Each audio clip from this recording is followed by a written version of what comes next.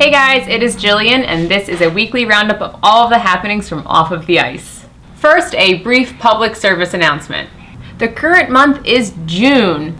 Nope, not October yet. It seems that once the Stanley Cup final is over, a certain part of the population forgets how calendars work. It was fine a couple of years ago when it was first said, but it is no longer cute and silly to ask, hashtag, is it October yet? So, I thought this would be a great time to have a quick refresher on how calendars work. To demonstrate, I will be using my pug calendar. Yes, I have a pug calendar. Pugs are adorable. As you can see, the current month is June. That's great. There are so many off-season things that are happening in the NHL. We should get pumped for it. We got the draft coming. It's coming next week.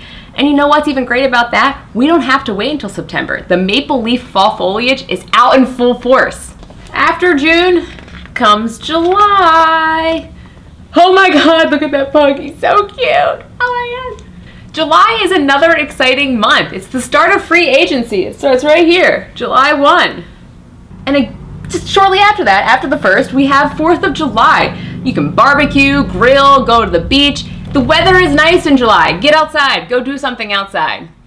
And that pretty much covers July. Then we go to August. Look at this pug. He's outdoors. All you outdoorsy people, go outside. It's nice out. Enjoy it. You will be wishing you did so in February. And now in August, we are 1 month away from preseason hockey. And that's about it for August. Let's move on to September. We are now in September, and guess what? That means fall is right around the corner, and everything is about pumpkin spice, so no one cares about your hashtag is it October yet. Why are you rushing through September? You have the World Cup of Hockey this month. Come on, guys.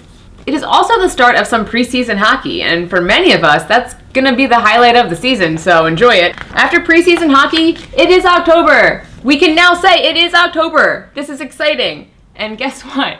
We are all sick of pumpkin spice lattes by this time, so we're gonna be excited about hockey. Now that the lesson on how to use a calendar is completed, we can move on. With the NHL in the off-season and Euro 2016 and even Copa America going on, there was a lot of crossover between hockey and soccer the past week. If you're a fan of both hockey and soccer like me, you probably enjoyed this a little bit too much. First, there was Joakim Nordstrom, who is Swedish, buying beers for Irish soccer fans who were watching a game between Northern Ireland and Poland at a pub in France. I feel like there should be a punchline to a bad joke somewhere here. Then there were 4 soccer-focused commercials released in Russia starring none other than Alexander Ovechkin. One of which he even makes fun of Cristiano Ronaldo for mispronouncing a Russian bank's name. Don't worry, Ovi, Ronaldo will be the punchline of enough jokes after missing that PK against Austria. Lastly, and probably my favorite, was the Western Hockey League changing their rules, making it so that kicking a puck into the net outside of the crease is now legal. Kind of like soccer on skates. Maybe they heard Colin Cowherd say that soccer is taking over and becoming the more popular sport in America. This week, the AP broke the news that the NHL Expansion to Vegas is a done deal. Many strong opinions surfaced. Interesting. Hockey fans having strong opinions on change. Gee, that never happens. I, for one, am excited to see the NHL put a team in Vegas. It will be interesting to see how it plays out, and right now there's literally a counterpoint to every argument either for or against the expansion. And that's because it's all hypothetical. It's kind of like a gamble. Get it?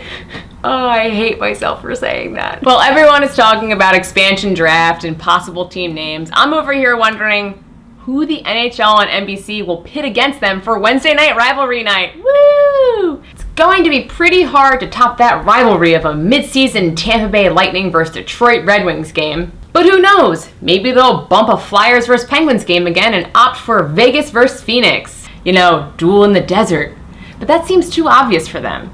So to determine the rivalry, I looked at some mock expansion drafts to see who could be most likely to get screwed. I'm sorry, Ducks fans, but it looks like your team may be the most worried about what players you may not be able to protect.